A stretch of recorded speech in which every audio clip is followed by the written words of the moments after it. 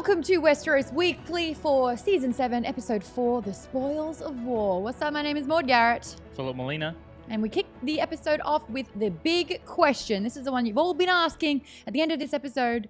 What's the deal with the Catspaw Dagger? The Catspaw Dagger, which real quick, I need to clarify. It's not like the cat's paw dagger. Catspaw in Game of Thrones is another word for assassin. Yes. And then it just confused people a lot. So now they just say like the Catspaw Dagger. But I think they're going to try to rename it the Valyrian Steel Dagger just so we don't have to hear Catspaw anymore. Yeah. But real quick refresher. It was the one that was used by an assassin to try to kill Bran way back in season 1. That's one where Catelyn and Summer stopped this guy, but it's actually Summer, the direwolf, who like tears his freaking throat out. That was an amazing scene. And it's when Catelyn finally realizes, like, okay, direwolf's not so bad. Yeah. By the way, Summer was just a puppy. Still violent and Yes. vicious. Why do they want to kill Bran? Because Bran had a secret. He saw Jaime and Cersei, brother and sister. Boinking. Yes. Mm-hmm.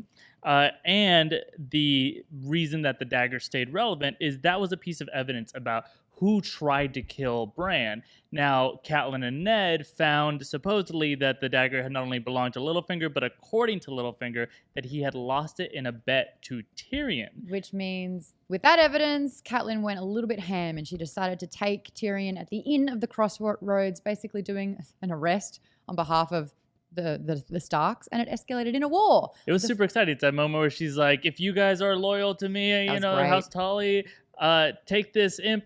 And then Hot Pie wasn't there yet, but the same place. Mm-hmm. So in the books, there's a little bit more going on with the dagger that we do know about. And a lot of people get very confused about the things that we know about the dagger regarding the books and the show. Guilty. In the books, Jaime says that Littlefinger did not lose in a bet to Tyrion. He lost to Robert Baratheon. Now, it was hinted that Joffrey had hired the assassin kind of to impress his dad or something, but it was never explicitly confirmed. In the books, both Tyrion and Jaime, though, do think that this was Joffrey's doing. Yeah. But again, in the show, that Joffrey suspicion never came up. We did see the dagger, though, or a very similar one, in the books that Sam Tarly was flipping through at the beginning of this season. Now, the book text suggests that this particular dagger could be a Targaryen dagger or like birthed from the Targaryen family way back when. Long time ago. What I'm thinking here, though, is that how did it end up in Peter's possession? I mean, there were lies about how he got there in the first place. Jaime himself saying, why would Tyrion bet against me? Right, his own family. In a joust. Right, and then, but specifically the dagger's made of Valyrian steel. I know you were pointing out, we were talking before the show, Valyrian steel doesn't just appear in someone's house. No, so I'm obsessed with where every one of the Valyrian steel swords are. And often they're passed down through family, through generations. So you've got the Tarly sword, which was supposed to be passed down to, I think, Dickon, but Sam stole it. Yeah. And then you've got Longclaw, which was always in the Mormont family, but now Jon has it because, Jon saved his life and all that. Mm-hmm. So usually whatever house has the dagger or the sword, it has remained in that house forever. The unique thing about Littlefinger, though, Peter Baelish, he don't have no house. He made up his house. Yes. So it's very unlikely that Valyrian steel dagger was handed down to him. He got it some special way, and that's because we know the way that he works. Chaos is a ladder. Yes. That came up this episode. I know that you guys asked us a lot of questions about it. Why did Bran say that?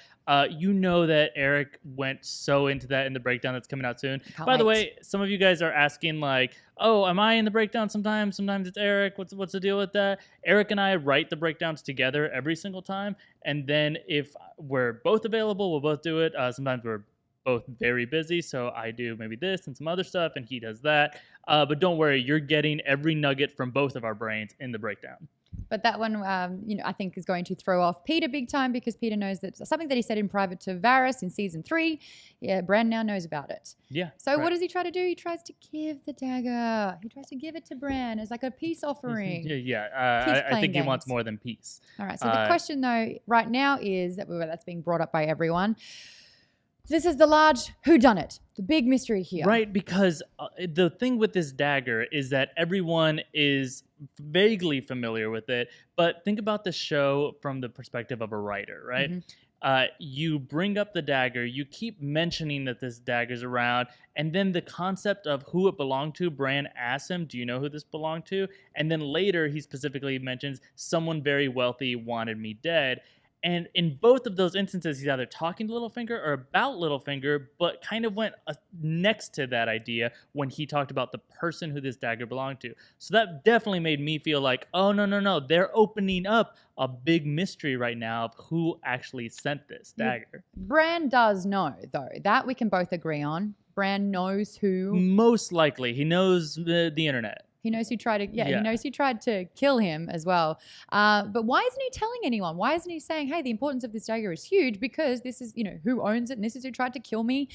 Regarding my guesses, though, I'm still thinking it's going to be Littlefinger. You don't think so because he's not wealthy per se? He wasn't. He was, I think, master of coin at the time, but he wasn't necessarily wealthy. He had a brothel. But to say a very wealthy person, like, that feels like, he was a very lucrative businessman. And wealth is not just coin. Wealth can be information as well. Knowledge is power. Yeah, and he does speak in freaking riddles. That's it. If you had a second guess, though, if it wasn't Cersei. Cersei had a secret to hide from the very beginning. That arc hasn't really changed. She's still so prevalent, and who could bring down Cersei through revenge only? Arya, who's now got the dagger. Bran, who has the information. There you go. Different people. And I prefer that to the book's answer of probably Joffrey. Just because Joffrey's not part of it anymore, right? But Cersei, it would create another reason why.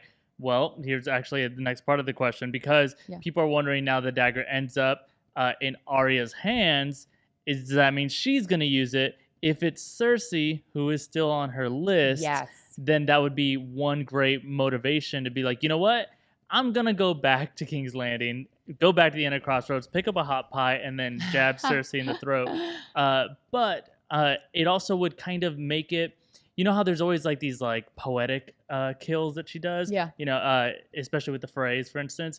There isn't necessarily a perfect one for Cersei right now, but using the dagger, ooh, that would finally make it just wrap up real nicely. From season 1 to season 7. You betcha.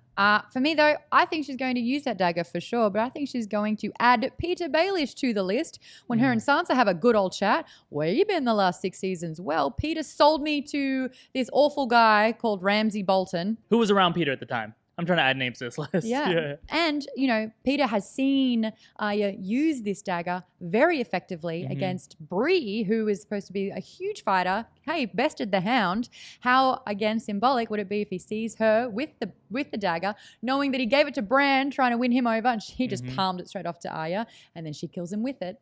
Hey. Yeah, be good. Speaking of symbolism, by the way, there is some symbolism with the dagger itself that we go into in the breakdown. Yay. And I'm just going to put a little cherry on our predictions there about this dagger. I also think that, of course, when Arya's done with it, she got to go fight White Walkers. Oh, and it will kill them. She's going to do little, like, flips off the top of, like, Jon's shoulders or something, and, like, oh my gosh, I love people. It so much. Well, a lot of people asking, is Needle Valyrian steel? And it's not. It's not. So everyone was like, oh, but she can kill really well. But to kill a White Walker, you need fire or you need dragon glass Valyrian steel, which she now has. So yeah, I'm excited about that as well.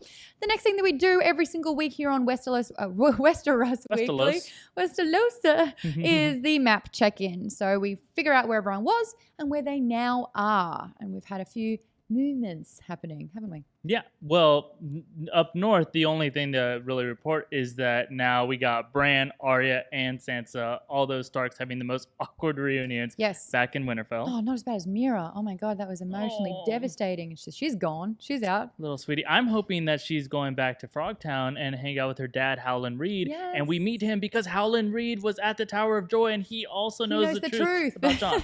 Just saying, but we don't know Howland Reed. Moving down past the neck and past the twins. Where things get really crazy interesting, obviously. So this is, to me, one of the most confusing locations we have to identify.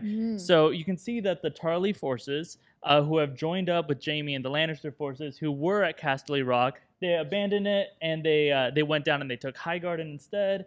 And then they've since robbed Highgarden of its gold and grains. So they're making their way along. Here's my guess, and this is going to be a lot of guessing here. This is the Rose Road.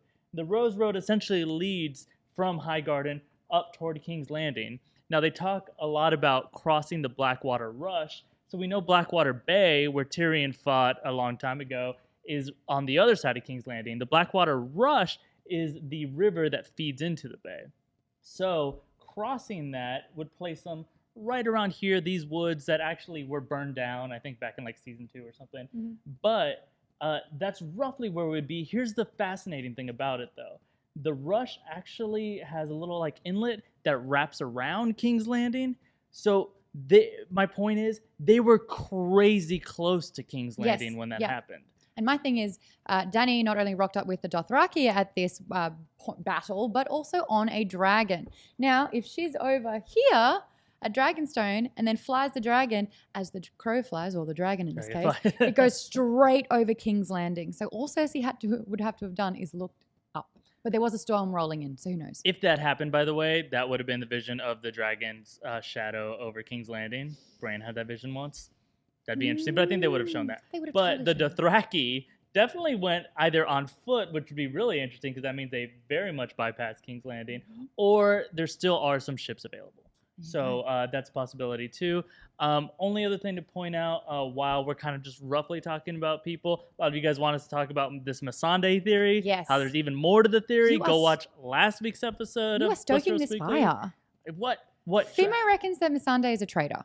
I'm just saying that she's acting weird. Yeah, because she just got fun times.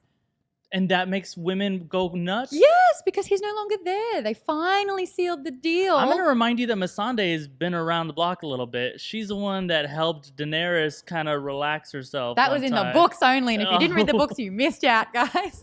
I'm just saying Missandei. They put the hand in Handmaiden. In her queen. Anyway, I don't know. The Missandei theory, we went really into it last week's episode, so check that out. She could be a faceless man. That's all we're saying. Also, really quick, on somebody else asked about Bran and Sansa. We covered a lot of their awkwardness last episode. Yeah. The only thing I'll update is that someone had an interesting point about what if it's not that he thinks Sansa's going to die and that's why he's being awkward with her. What if she betrays the Starks? And he's resentful. I don't know if Bran can feel much emotion right now, so it's hard to read into what these emotions actually are.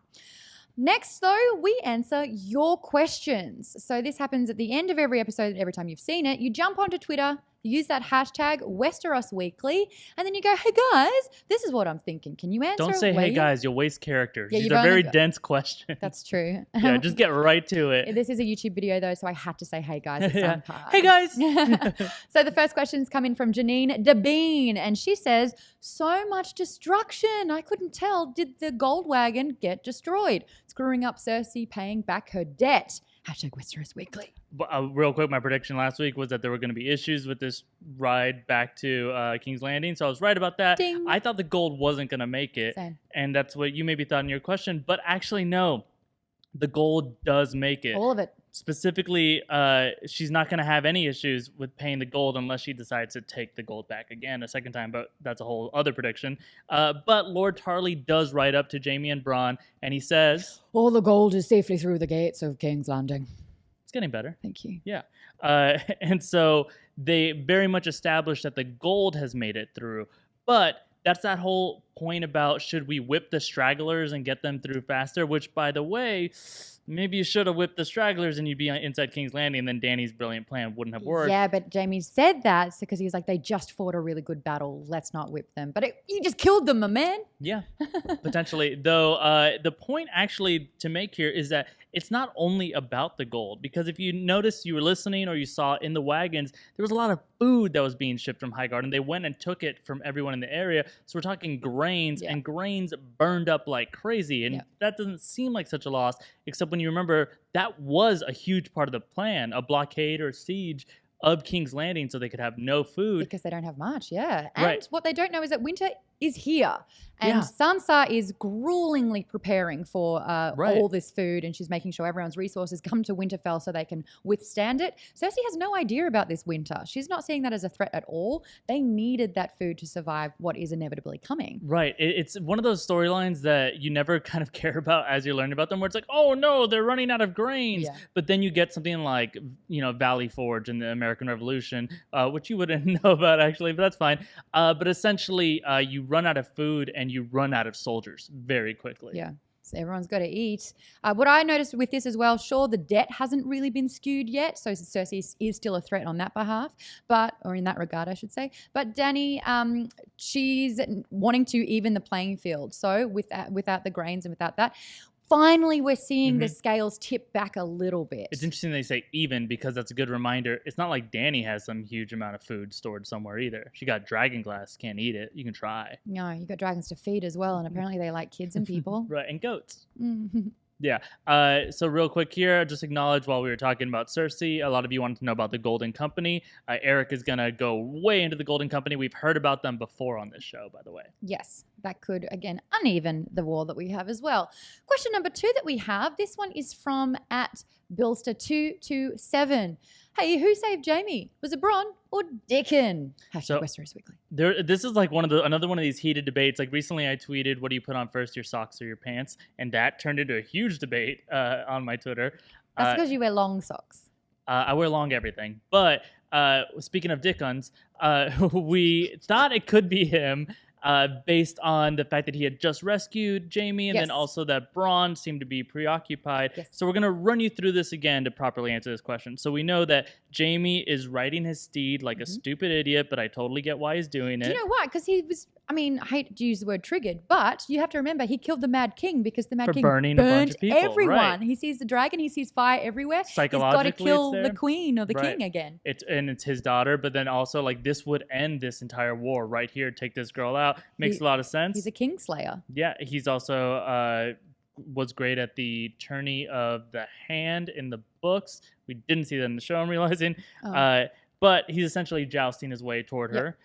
So he's making his way, and then last second, of course, Drogon's like, yeah, he was baby. making his way downtown, walking fast. But, I had to get a song reference in somehow, and I saw an opportunity. Maude said she was going to get a rap song in every time. And that's this not time, Vanessa Carlton. That would be a good one to sample for your rap song, just saying. So the thing is, if we watch closely, he realizes he's crapping his pants, and someone pulls him out off the horse and into the water. So we're like 99% sure this is Bronn. 100. So let's break it down from where it all kicks off. Bronn looks up, he doesn't have a horse, sees one available, and it's a white horse with a green saddle. Boom, there. Saddle? Saddle. A saddle. Also, I'm no cowgirl. You can see earlier, cowgirls don't have lisps. You can see that he was wearing fingerless gloves. As you can see, the hands that are groping Jaime are also wearing fingerless gloves. I don't think it's that common to wear those, pushing Jaime off the horse. Now, the horse that he was on is this same white horse that we can see, same saddle. Right. So, and if you look real closely, that looks like Bronn hair, cool old Bronn hair. So we freeze frame it. That's why it's 100%. And it makes a lot of sense, like, emotionally why it's Bronn. At the start of this episode, P.S. Yay, we got Bronn back. Missed that guy. He's basically saying, oh, I've got a whole bag full of coin. Not enough. I want a castle too, my man. Like, I'm greedy right now. And then during the battle, as the whole thing unfolds, he falls over. The bag spills open. He sees his hard-earned coin across the battlefield. And it don't matter no more because you can't spend gold if you're dead. So what does he do? Yeah, he runs along. And now he realizes there's so much more to this. Hence, saving Jaime. Thank you. And I agree. Another Jaime question related question you guys had. This is at Jake Lloyd 87. It's working. Yes. It's probably not that Jake Lloyd. Let's show a picture but though, if it just in is case. Jake Lloyd. This is our man Jake Lloyd 87. He's wondering, is Jaime sinking, and is this potential rebirth that he has in the end theoretically a clue for the Azor Ahai prophecy? Hashtag Westeros Weekly. Let's remind people what the Azor Ahai prophecy is. Let's do it. So this one basically was it's through the Lord of Light in a way. Melisandre talks about this all the time. We always see her burning things, looking through the fire. And she's trying to figure out who this promised prince is. She thought it was Stannis because Stannis was born during the red comet, the red rock through the sky. She was wrong. Why? Because of variables. There's many of them. So basically the whole theory is that there's going to be a long night, could be a long winter, and a special hero, the Azor Ahai, which we realized this season can be translated to prince or princess, and they were promised. They'll be reborn amidst salt and smoke and wake dragons out of stone. dragon stone, so many variables. And then he makes this sword, the Sword of Light, and he kind of uses water to make it, and it breaks. So he actually puts it through the heart of a lion. Still wasn't strong enough. The sword breaks. He realizes to make this magical sword properly, he has to strike it through the heart of his own wife, Nissa. And then he creates Lightbringer. Now, this is the flaming sword. And if you saw the trailer, the teaser for season 7, we see a flaming sword. Is it the flaming sword? It seems like Beric Dondarrion's flaming sword, 100%. Which a lot of people think he would be Azor Ahai because of that. Well, he has been reborn, 7 times already? Right. 6 or 7? So speaking of being reborn. It could be Jaime. Now hear us out. He has to be reborn amidst salt, which he has done. He fell into Blackwater. Remember, the Blackwater is connected to the ocean. Yes, salty. And smoke. I mean, there was Drogon blasting some fire there. There was a little bit of smoke. There was a little bit of smoke. And this happened just in this episode alone. So the rebirth could have happened here. So here's the thing. You might be able to tell, we've gone into this theory a lot before. We did a whole video about, is Jaime Azor Ahai? Go check out that video. There's a little card in the upper corner for it. You can just tap that when you want to watch it. But yeah, how did Jaime drown when he was on the side of the stream and they were running across the water and they pushed a meter and then all of a sudden he was... So here's my thing with that. Because I call BS. Right. So it would seem like the river is cavernous, which might seem unusual, but it could be so unusual that that's why they named it the Blackwater, where the water immediately appears black, and it's so because deep. It's surprisingly deep. And it could have been a trench back in the day, right? And now it's filled up with water. So many theories. We know the children of the forest are able to raise the freaking sea level, so maybe they were involved in that somehow. Maybe it was like the Grand Canyon, which was also a river at one point. Okay, There you go. We got another question though. This one is from Aaron CZ. Did Lord Tarly survive Daenerys' attack? #Westeros Weekly. This is an interesting one because we did see him right at the beginning there. We saw him in the beginning. He reported about the gold, and then he did a few other little commanding things. You know, the soldiers at the start of the battle. Hold the line. That's it. Mine isn't as good as yours. No, I'm not doing that twice. But then throughout the course of the battle, when the archers are being used, this is where we thought Tarly would step up and cause say the command, but it wasn't. It was Jaime both times. Yeah, you would think that Tarly's would be in charge of the archers. So where is Lord Tarly? Here's the thing. Well, I'm just going to tell you right now. We don't know if he's dead. We have no idea if that guy's dead. We are not the hackers that are doing all that hacking. No. You guys got to stop that. And don't watch anything that's been leaked. But let's say Lord Randall Tarly dead. Okay? Then there are some options for who he could be. And some of you guys have been asking about us about these. So first up, some of you are like, well, I know that I saw a bald guy being burned alive. That's probably him, right? No, that's Deadpool. No. This guy had all his hair burned off, most likely. But I'll say specifically, that's not the Tarly armor. They got those weirdly bulky shoulders where they're like huge biceps and stuff. And this isn't that look. No. But then I also had a tweet that came in from @OneProudIndian who asked me if he thought that the first burnt corpse that the Dothraki stomped through was perhaps Tarly. Well, that's just mean, isn't it? That's the way that they write him out of the show. Now, Tarly is an actual threat in this war. He's a very esteemed character now. And so I don't think that this would be a blink and you miss it moment of Tarly being stomped after being Ash. So maybe, but probably not. That's your guess. It's not him because it'd be too small a death. Yeah, sorry, I'm going to say no to that one. Yes. Now, here's my thing. Yeah. If Lord Tarly did die, here's why I think it actually would be very fascinating. They went out of their way to point out there was someone in his family who wasn't in love with these battles in this war. Dickon. So Dickon is admitting that, he fought alongside a lot of those people that he just slaughtered in the Battle for Highgarden. So he's not imagining that this is something important to him. More, he's being loyal to these people. If Lord Tarly is dead, he is now the head of House Tarly. And if you're wondering, is Sam potentially going to be the head of House Tarly if, let's say, Dickon's dead? No, he actually can't be. Sam was disinherited. That's when he was sent to join the Night's Watch. His father already kind of ruined his whole claim. The only way he could potentially get it back is Jon Snow style. And reinstating him. His watch is ended. Yeah. Is what I meant. But you meant king. I meant go die, hold your breath a long time and then come back to life. Oh. Yeah. No.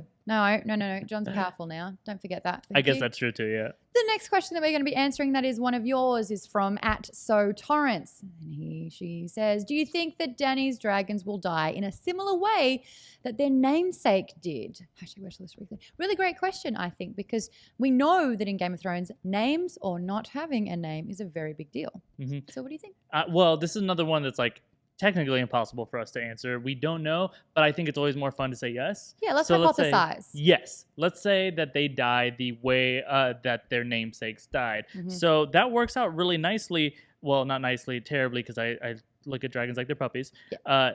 But for the idea of Drogon dying because Drogo died of an infected shoulder wound. Yes. Drogon currently has a shoulder wound. Yeah. And I know you're like, well, he's going to get an infection. No, remember, the weapon is called the Scorpion. Skoosh. Scorpion, poisonous tip.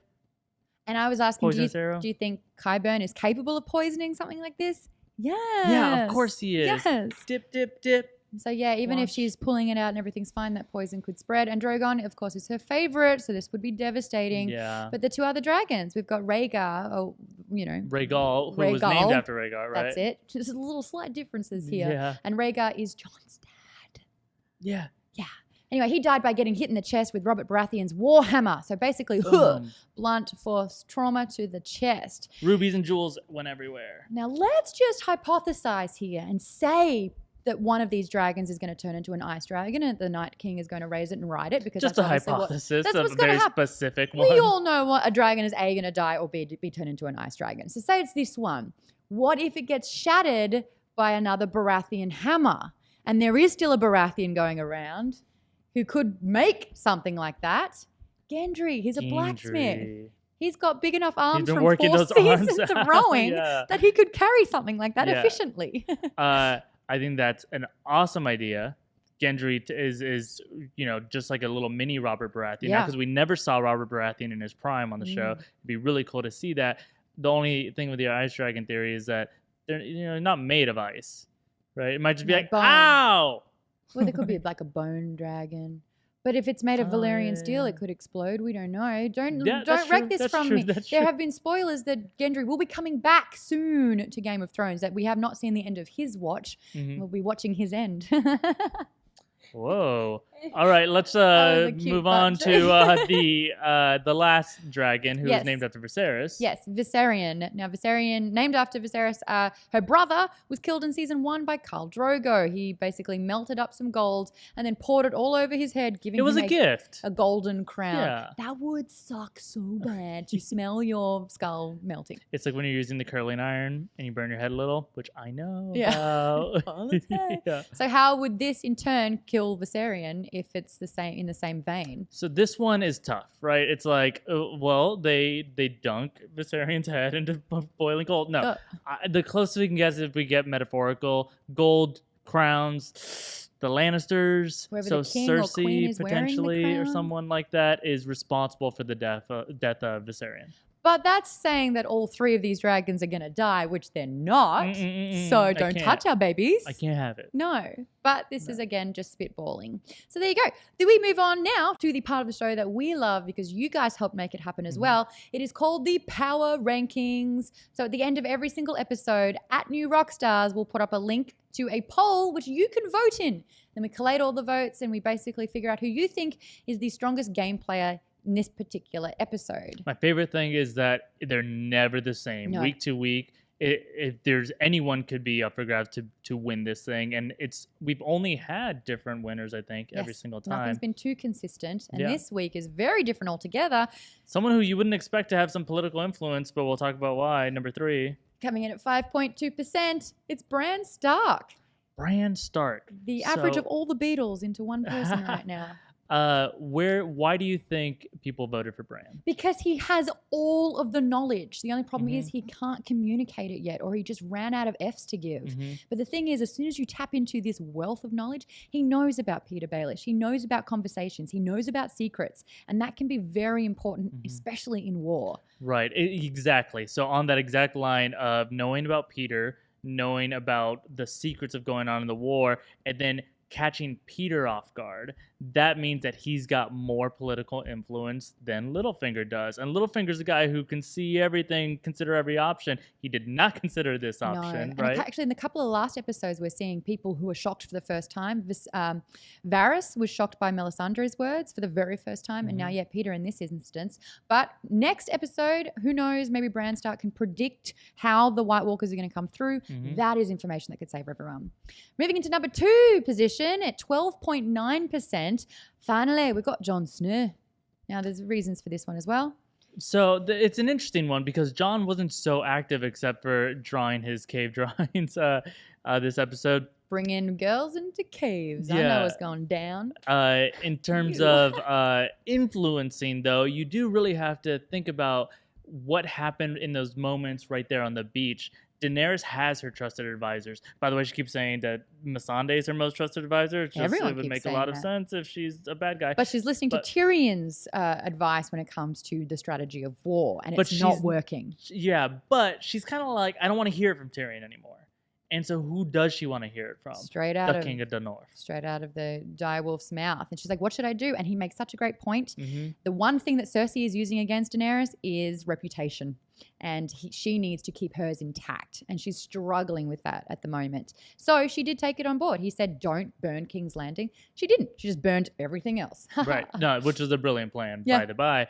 And it makes a lot of sense that Cersei, by the way, is not on the board this week because she has like no force that we know of right now. We have to see what Lannisters did survive. So the only person that technically has more force right now at number 1 is Daenerys Targaryen. 65.8% of the votes went to Dany. Though, she finally used her big weapon, the dragon. Be the dragon. Yes. Be the dragon you want to see in the world. She is the dragon now. Elena would be like, yay, thank you. Yeah, not a surprise at all that she also leads the kill count this week. And I know that, technically you might think, well, Drogon did these things. The way we count the kills, very specific. They have to happen on screen and as a direct result of the choices being made by that person in that moment. And the word of the day is Dracarys. So without that, there'd be no flame. So technically they're at one with each other and she uses... He's a weapon in the way that a puppy's a weapon. Yeah. So big shout out to @hello_Emma21 because she actually counted all of these, went through it. Thank you so much. Yes. The hand-to-hand combat. Bronn, 4 kills. Not bad. He's a skilled swordsman. Jaime, 4 kills. Pretty good as well. And one-handed, by the by. He does. Fighting a Dothraki. The Dothraki were cutting through everybody like butter. But not our one-handed boy. And that's not even his good hand. It's the other hand. That's his great hand, yeah. Oh, cool, yeah. And then you've got Dany/Drogon. With? 170, roughly. At least. Combined. On screen. Yeah, combined kills. So like 300 probably off screen. Yeah. We started this season, we're like, is anybody going to be able to top Arya? Yeah, she killed a bunch of men in the hall. All the men with one swift sip. Oh, yeah, that's fire. She melted humans into ash. Yeah. Yeah, and it was an entire force. That's amazing. This was the moment, by the way, that I don't think anybody's getting enough credit to. It was so big and so shocking that we're all forgetting, like, it happened. We saw a dragon used in a real-time current war against men in Westeros. I want to just change this from wagons and men into White Walkers and whites. That is what needs to happen soon. So, yeah, we've seen the potential, and then, which is cool. Ice Dragon. Yeah. Coming the other way. That's where the cloud is. Yeah, spitting snow, and everyone's like, yay! But then Ghost appears and jumps on Drogon's back and saves the day.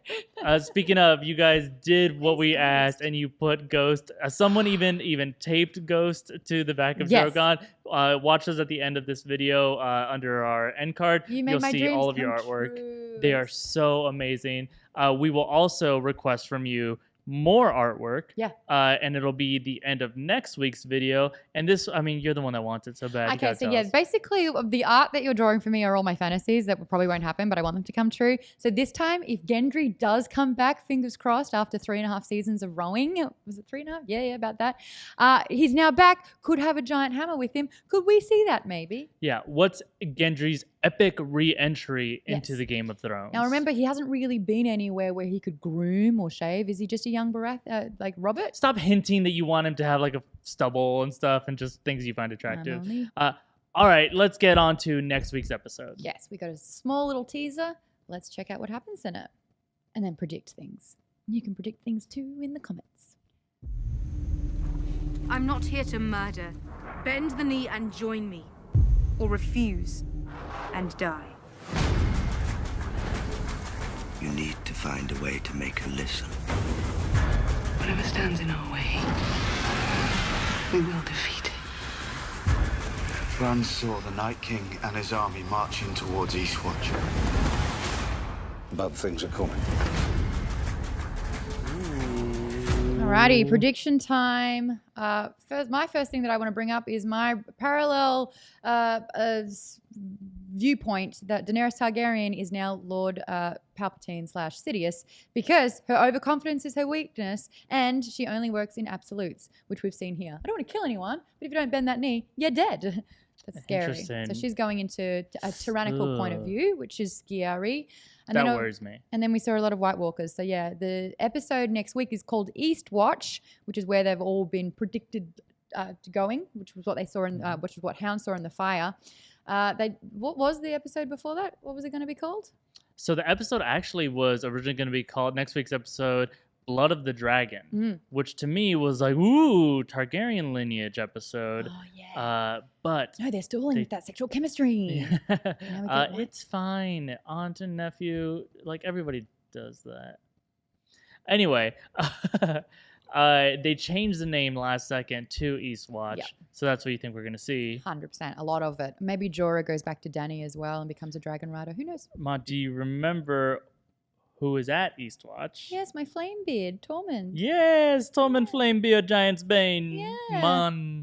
I don't know why he sounds like that. That's not what he sounds like. And do you remember who also, not just the Free Folk, were potentially headed to Eastwatch? Yes, the Hound and co, because he saw it in the fires. He was like, oh, wow, I see the White Walkers gathering at Eastwatch. And he's like, yes, that's where we're going.